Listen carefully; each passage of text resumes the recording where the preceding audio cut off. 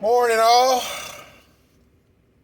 TGIM. It's Monday, April 4th, 8 o'clock in the morning. Well, let's just talk about what's going on, guys.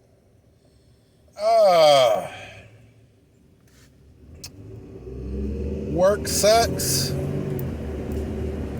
Economy sucks. Gas sucks.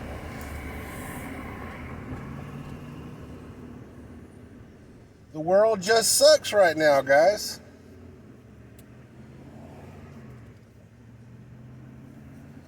We had a mass shooting the other day, yesterday, and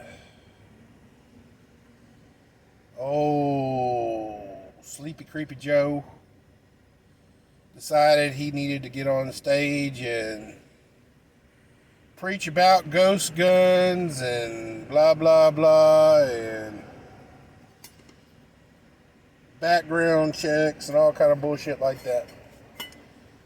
The only weapon they've actually so far, to my knowledge, recovered was actually revealed to be stolen. So that does not fall in a ghost gun. That does not fall into a, universal background check. So question, guys. Here's the $64 million question. If somebody steals... Okay, say a burglar breaks into your house, steals one of your guns, or steals all of your guns. Is that jackass going to go through a background check on his way leaving your home? Make sure he's, competent to, handle that weapon? No, I don't care what kind of freaking background checks you're going to get or implement or whatever. You're not going to stop a stolen weapon from getting into the hands of somebody who wants a stolen weapon.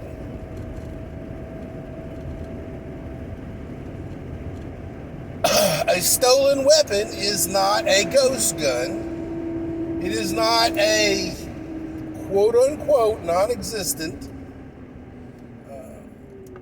gun show loophole. It is not a private sale. It is a stolen weapon.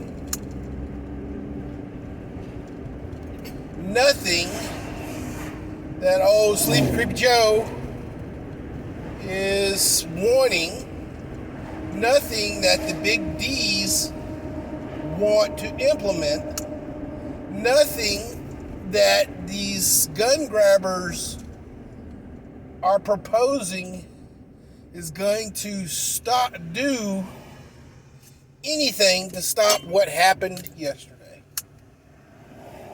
All it's going to do is sufficiently attempt to disarm God-fearing, law-abiding Americans of their God-given constitutional rights.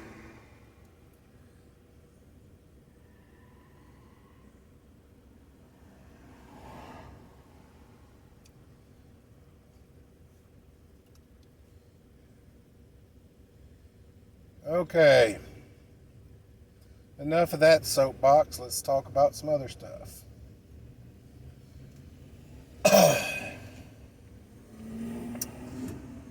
Let's see. Ukraine is still going around.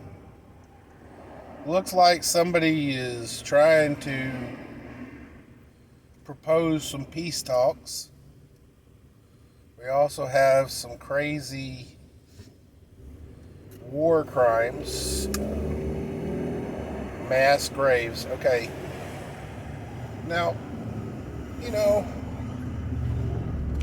mass graves, guys.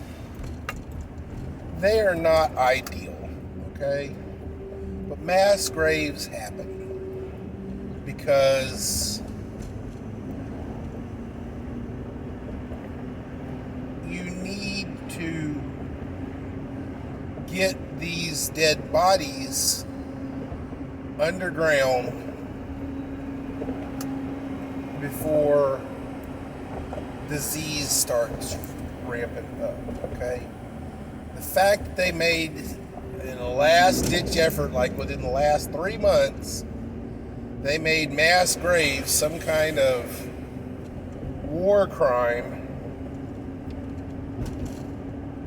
as if, you know, the advancing army is trying to cover up its crimes. No, it's not. It's not trying to cover up its crimes to save face. It's trying to keep disease down, guys. And the crazy thing is that a mass grave can count as 2 people in one grave.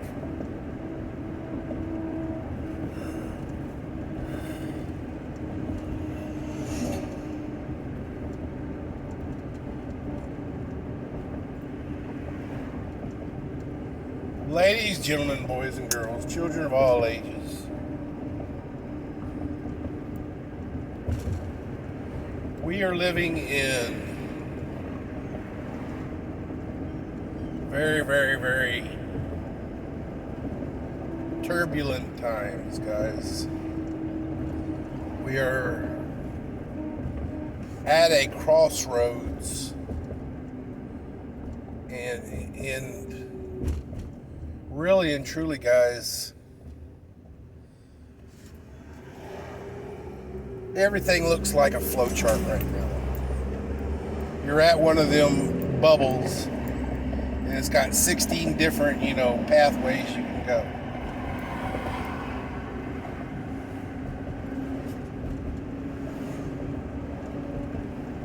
And we're being pulled in every freaking direction.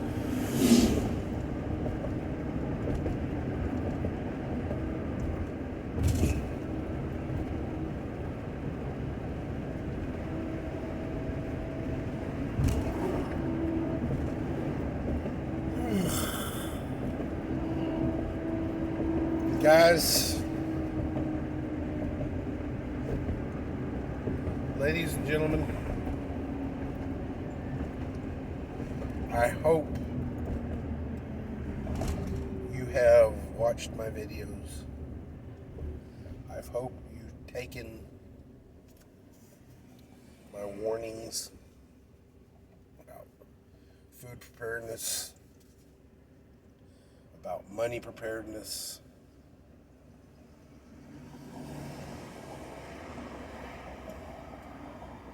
because it's coming. Part of stuff that I've talked about is already here, guys.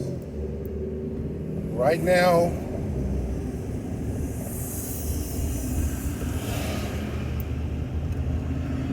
we're being fed propaganda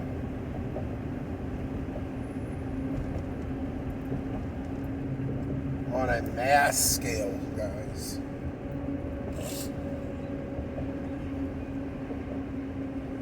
You know, one of the interesting things about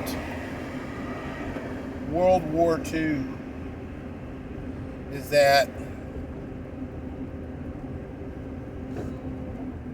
you had propaganda on both sides.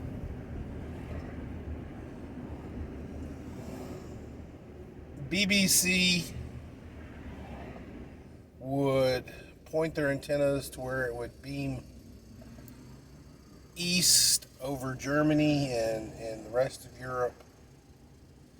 And Germany would beam its radios, stations, towards Europe.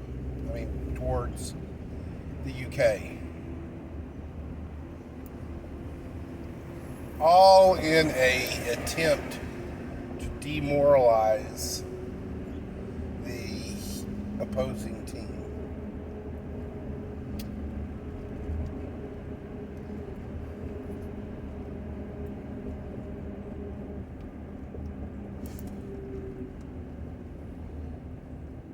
And unfortunately, as an everyday citizen of either countries,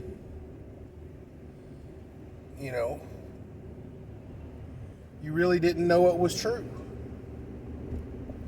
You just hear, hey, our team is doing well, and the other team is doing crappy.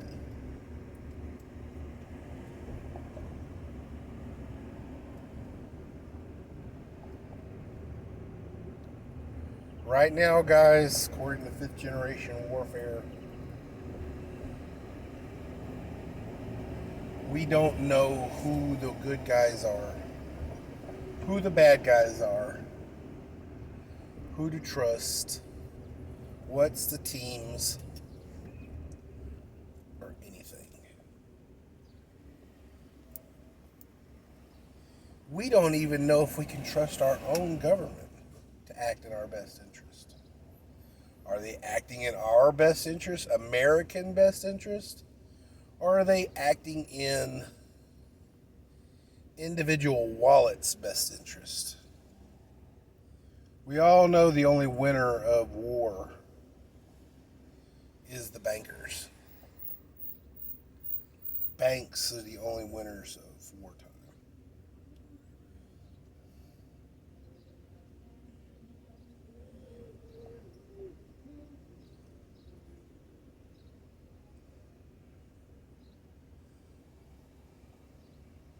And with the banks gearing up for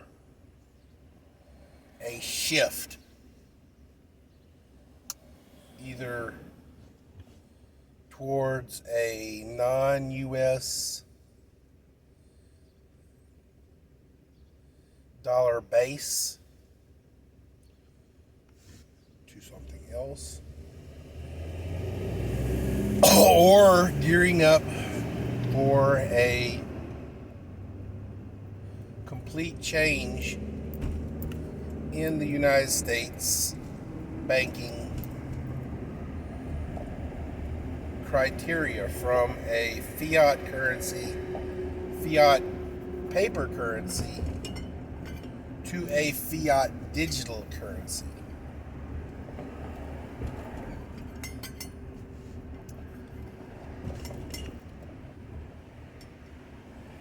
Now, one thing that I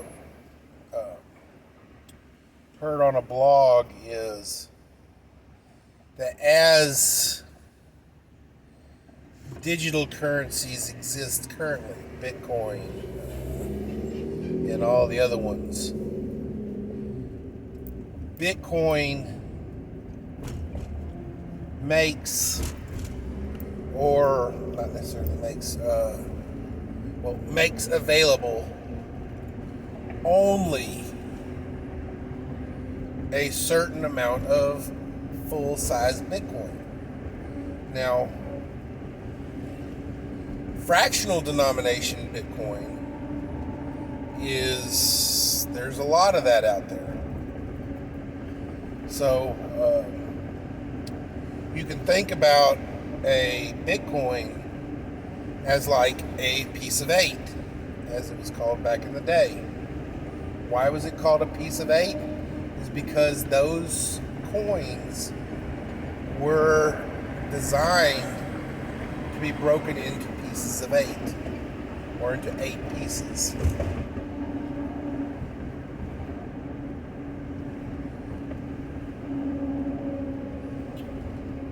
Bitcoin is similar, but I've got to tell you guys, we've seen the vulnerability in digital currency in recent days in Canada, where the Freedom Convoy was being denied monetary support, not only from entities such as GoFundMe, but they even had Bitcoin wallets frozen, which I don't know how that happened, because Bitcoin is supposed to be the ultimate neutral industry. They're the ultimate Switzerland of banking, because they represent no country. They represent no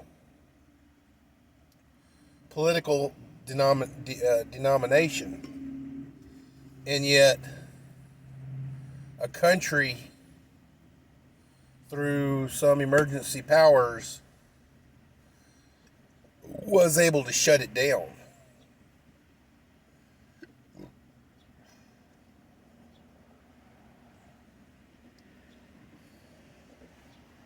A country with some kind of emergency powers was able to shut down GoFundMe, an independent, quote unquote independent monetary fund group. But in all honesty, guys, we've seen a lot of failures in the GoFundMe wheelhouse. I mean, they froze funds to the Kyle Rittenhouse funds. So it all appears that like GoFundMe is politically influenced. So they're not good time, fun time players.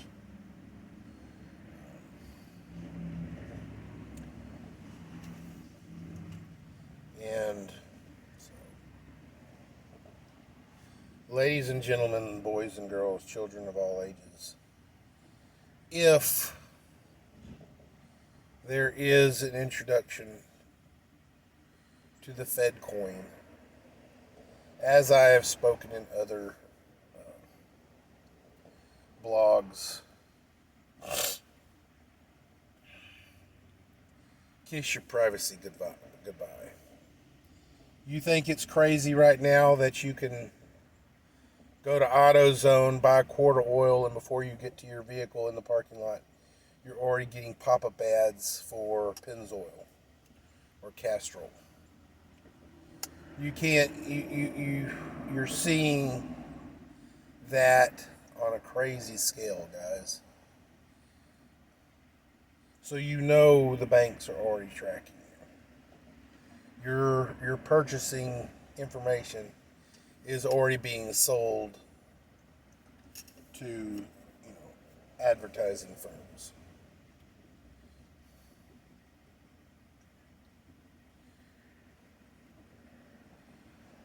Social justice and social justice credit scores.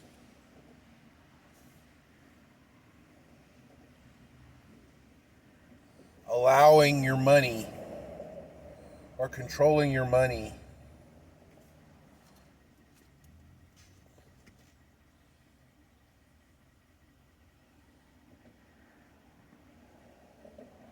through your social interactions. Meaning,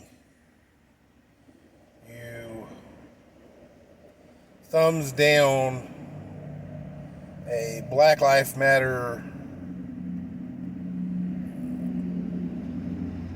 meme or something like that, all of a sudden now you can't go and buy groceries because you didn't react like the masses want. You gave a bad tweet about transgender athletes. You gave a bad tweet about Colin Kaepernick trying to get back in the NFL. You got a bad tweet about, Sleepy Creepy Joe and Kamala Harris, and they're, plummeting ratings. Which, got a question, guys. If social credit score is linked through the Fed coin,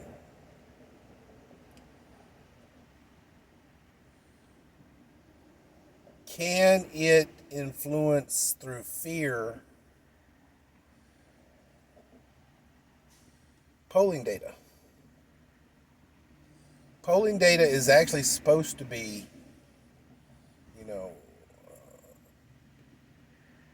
fairly confidential. You'll, you know, some polls want your zip code so they know what area of town you're in, but for the most part, your physical data is not attached to your polling responses. What's going to happen if you receive a phone call or you receive an email asking you for a survey, and whatever entity sponsors this survey gets a bad response from you? Are they then going to mess with your money? If I have enough money to sponsor a poll and I don't get my way with it through this poll, if I don't get the numbers that I want from this poll, do I then mess with their ability to buy groceries or something? So what's going to happen is that right now Joe Biden and Kamala Harris have the lowest polling numbers in history. Would that affect those people who were polled, their ability to buy groceries?